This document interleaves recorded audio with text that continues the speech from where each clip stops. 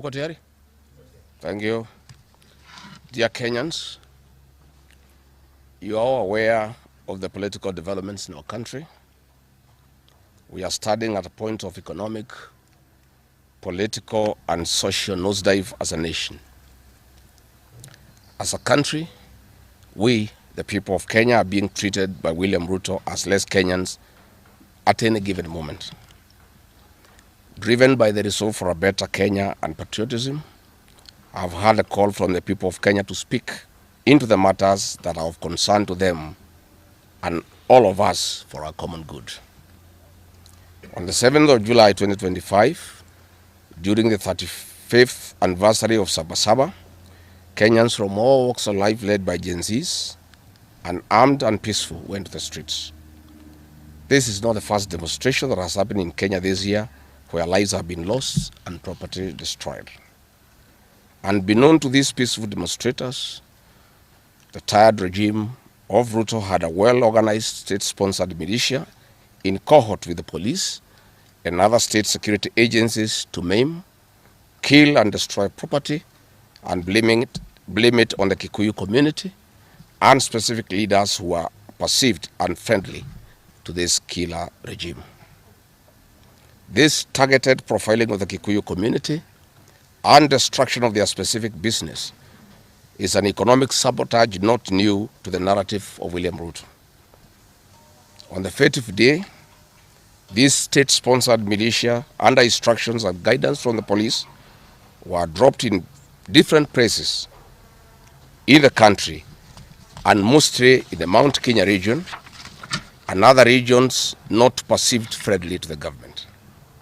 They were strategically dropped past midnight, and then roadblocks were placed by the police while others was dropped early in the morning. The militia were procured by Ruto. Governors and MPs allied to him. These regions included Nairobi, Kiambu, Kajiado, Kisii, Nyeri, Murang'a, Kiambu, Kirinyaga, Meru, Nyandarua, Kajiado, Kitengela, Ongata-Rongai, Machakos, Embu, and in Wote. They had clear instructions to loot and destroy specific properties under police supervision. A killer squad of 101 that works under the Director General of the National Intelligence Service, Nuruddin Haji, was armed with assault rifles and drove in a convoy of unmarked Subarus, shooting and killing innocent protesters aimlessly in the streets and estates. This squad in Subarus, hooded and masked against court orders, are disguising themselves as DCI's officers, yet we know they are not. In fact, I would like to clarify that the National Intelligence Service has procured Subarus to give an impression that this killer gang is from the DCI. The truth of the matter is that this has nothing to do with the DCI. This is the National Intelligence Service. And this squad of 101 people was formed when I was still in government. Officers were recruited from the Administration Police Unit for special training by NIS on abductions, killings, and cover-up. And this is a squad that is killing the people of Kenya. The killings and the business destruction pattern point to William Ruto's ethnic profiling narrative, which is a master with no rival. With a close coordination of PS Interior Raymond Omolo, this narrative was boosted online by state bloggers to spin the narrative. The Cabinet Secretary Kipchumba Murkomen's public to shoot to kill order, coupled with assurances to police officers that the government will not cooperate with the investigators in police conduct, has emboldened security forces. Police officers are now on record threatening citizens who are in their homes, boasting of their license to kill, acting with a confidence that can only come from the highest echelons of power. Mr. Murkomen's admission that these are not just instructions from him but orders from above removes any ambiguity about where responsibility lies. It will be recalled that in the run-up to the 2007 general election and its aftermath, the narrative of 41 against 1 was a masterpiece of William Ruto. The target was profiling Kikuyus against the rest of the country. To a large extent, he succeeded, and every Kenyan knows what happened, and it is also fresh in his mind of the ICC ordeal still hanging on the neck of William Ruto today. We remind William Ruto that his ICC cases are not yet over. They have been paused after witnesses disappeared. And what he is pretending over are crimes under the Rome Statute. It is clear history is repeating itself. And the architect William Ruto is back on the deck. He is hell-bent to finish his unfinished business with the people of Mount Kenya, destroy their businesses and make them black sheep of Kenya. Despite this horrible experience, the people of Mount Kenya voted William Ruto to a man in 2022 general elections against the advice of President Uhuru Kenyatta, whom Mr. Ruto had branded as a drunkard and a useless leader. Today, the people of Kenya, and especially the Mount Kenya region, feel sorry that they did not heed to the advice of Uhuru Kenyatta. These state-sponsored militia were key in touching of various parts of the country with ease of police assistance to prefer terrorism charges on specific people from the Mount Kenya region. So far, about 50 young people are in courts in trumped-up charges of terrorism in scenarios of state-managed crimes by the state. Again, this is a clear onslaught on the Kikuyu nation.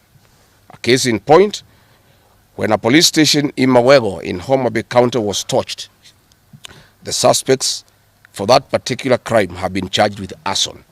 But when a police station is alleged to have been torched in Kiambu, suspects from the Kikuyu nation are charged with terrorism charges. This is serious ethnic profiling. Last night, in Juja and Kirinyaga, these state-sponsored militia invaded various businesses.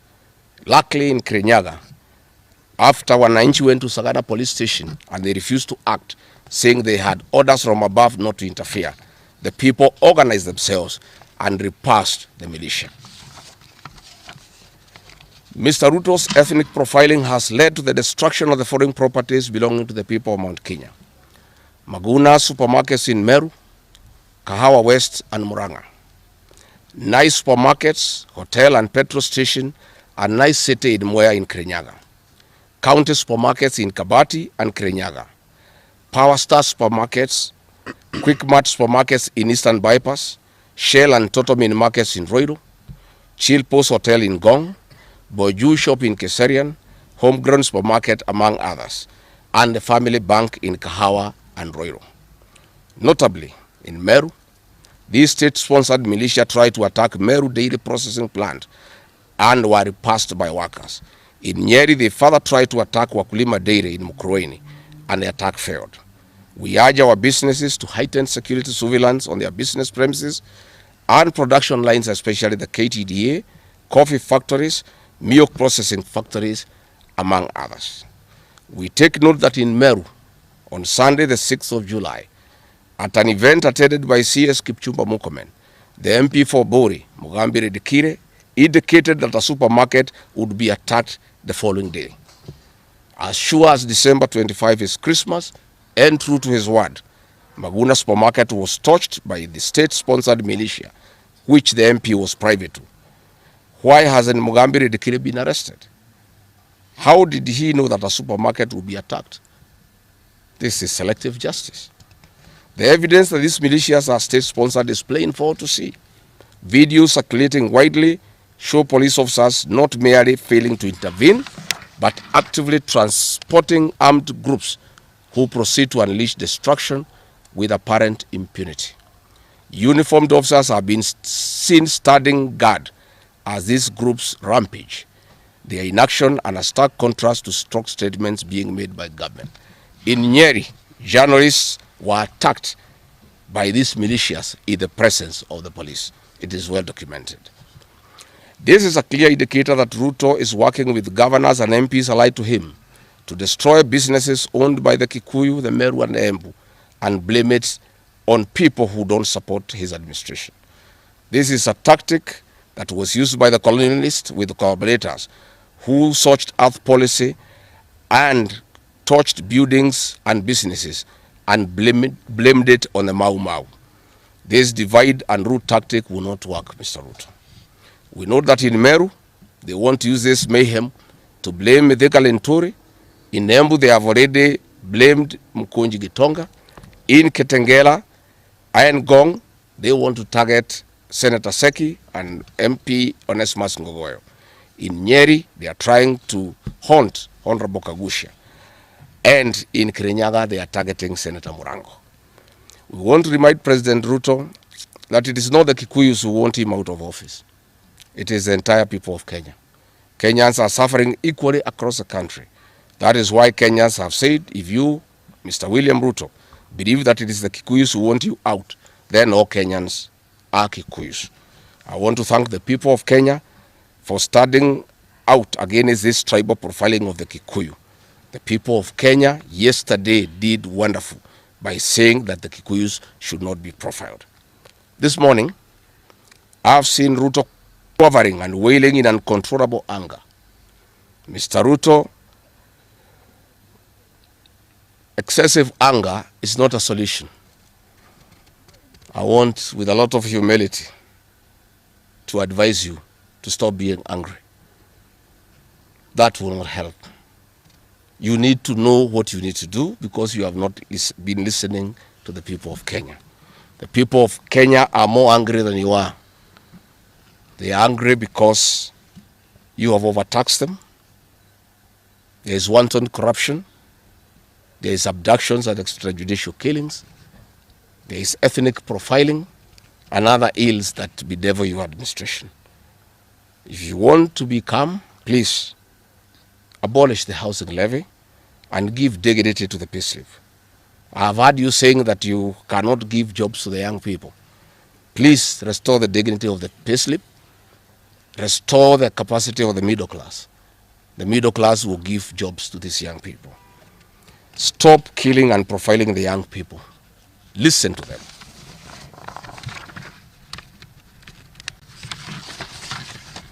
Stop abductions and extrajudicial killings. Abolish, disband the killer squad of 101 officers at Danudin Haji. Give hustlers the jobs that you promised them. Mr. William Ruto, you are the one who promised. You cannot cry today that you have no solution, saying that other presidents have not been able to do it. You are the one who promised these young people. Stop police brutality. Stop abductions and illegal detentions. Get the hustlers from the bottom of the economic pyramid as you promised. Yes, Mr. President, we agree there were other presidents before you, as you have rightly stated, and true, they never went through what you are experiencing today. May it please you to know that the reason why Kenyans rarely had problems with them, Mwai Kibaki and Uhuru Kenyatta were guided by the Constitution and the rule of law. They did not capture our constitutional institutions to work for them, instead of working for Kenyans. They never killed children. They never attempted to build churches in State House. They never organized militias to destroy people's property and kill them. That is why you have a problem. And we also want to remind you that Mwai Kibaki had a difficult time from you, William Ruto. Videos are everywhere. You cannot say that Mwai Kibaki did not face resistance. It's on record that you gave hell to President Kenyatta for 5 years. So it is hypocritical for you to allege that Mwai Kibaki and Uhuru Kenyatta had a very easy time. Most of the problems Mwai Kibaki and Uhuru Kenyatta had came from yourself, and it's on record. We want to advise you that the one-term movement is not getting you out of power outside the Constitution. Mr. President, nobody wants to throw you. Nobody wants to overthrow your government. Nobody wants you out of power through unconstitutional means. Mr. President, I and the people we work with are on record. We want to remove you from State House through the ballot in 2027.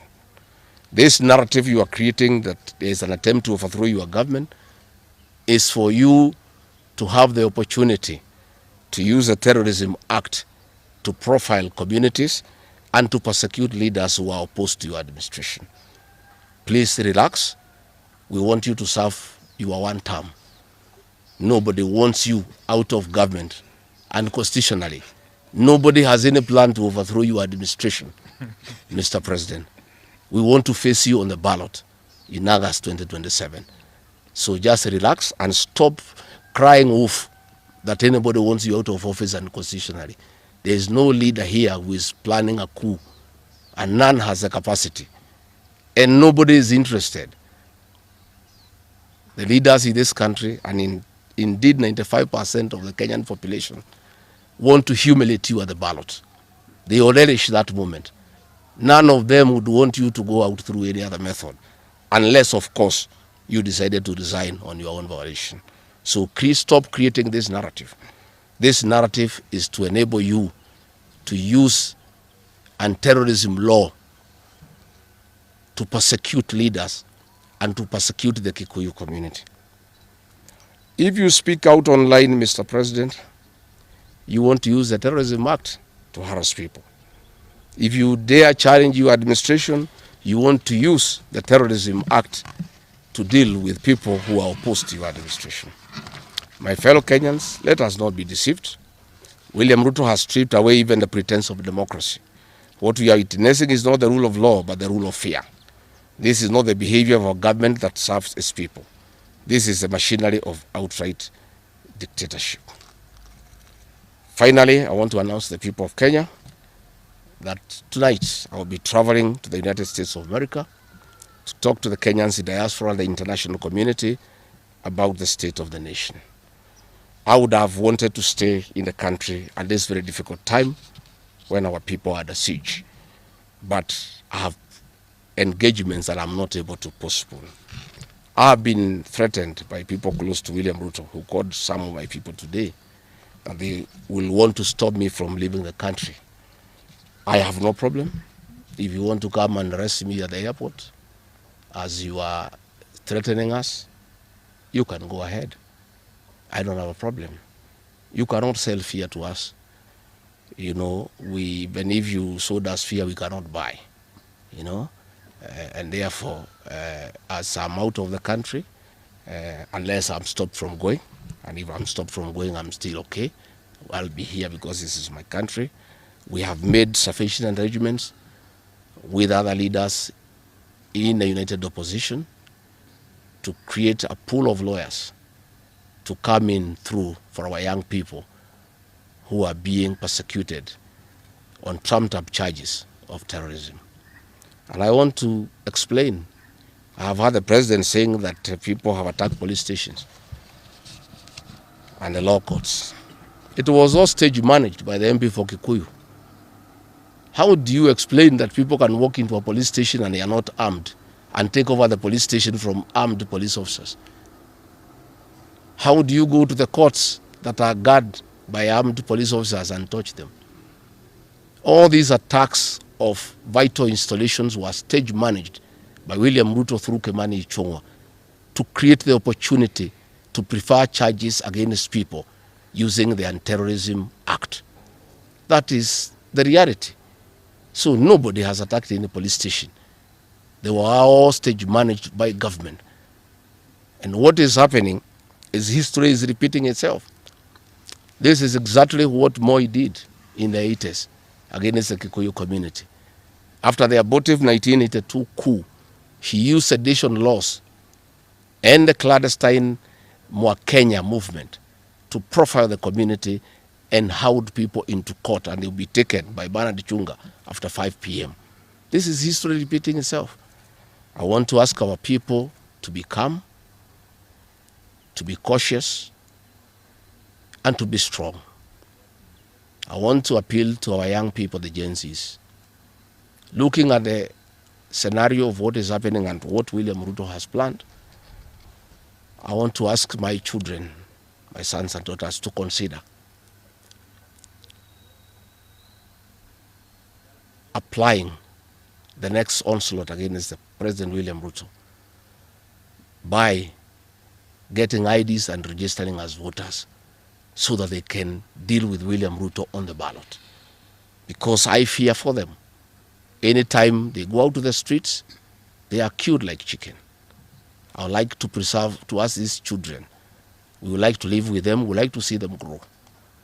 And when we look at the desperation of William Ruto and the brutal force he is using against these children and the use of state militias to attack them, I'd like to plead with them to consider to join us, we in the opposition,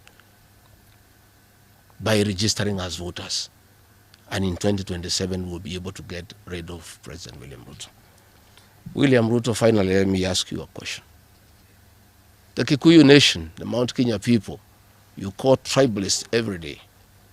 These people you are waging war against, their businesses, are the same people who voted for you, even after what you did to them in 2007. They forgave you and considered you as a person they can elect as president. You have turned against the community. You are trying to mobilize other Kenyans to profile them and to fight them, but they have refused. These same people from Mount Kenya have the capacity to support somebody else. It must not be you. And they proved that they are not tribal by voting for you when you are Kalenjin. They can vote for a Kamba. They can vote for a Kisi. They can vote for a Luya. They can vote for a Maasai. That sense of entitlement that you are having to the Mount Kenya vote is misplaced. They voted for you, yes. You betrayed them. You turned against them. They don't have to vote for you again. Please stop persecuting them into submission. They will not submit to your brutality, to your vicious attack against them and their leaders. That I want to tell you for free today. I have listened to you talking with a lot of anger, calling them tribalists. They are not. How can they be tribalists when they voted for you and you are not one of them? But you don't have a sense of entitlement that they must vote for you. You know what you have done to them and why they have reacted the way they have. And I want to assure you, you cannot scare them into submission. Even if you jail them, they will not submit. These are seasoned descendants of the freedom fighters, and they cannot be intimidated. So let me encourage my leaders here as I go away to remain strong, to remain focused, and to speak for the people of Kenya. I am I have a lot of gratitude to the Honorable Stephen Kalonzo Musyoka and Eugene Wamalwa, who have been in court the whole of yesterday and today, standing strong and defending our young people who have been framed and charged with treason. For those two leaders, I want to give them the gratitude of my community and our leadership. They have come through for a community when it's under siege, and we are indeed very, very grateful. I want to ask our leaders here to be vigilant and to continue speaking out to the people of Kenya. Should the situation get out of hand and I need to cut my trip short and come back to join the other leaders in defending our people and speaking for them, I will gladly do so. Thank you very much. Good. That's comprehensive. I don't think iko maswali hata kidogo. Labda ile watu ya Kameme iko na Iloro.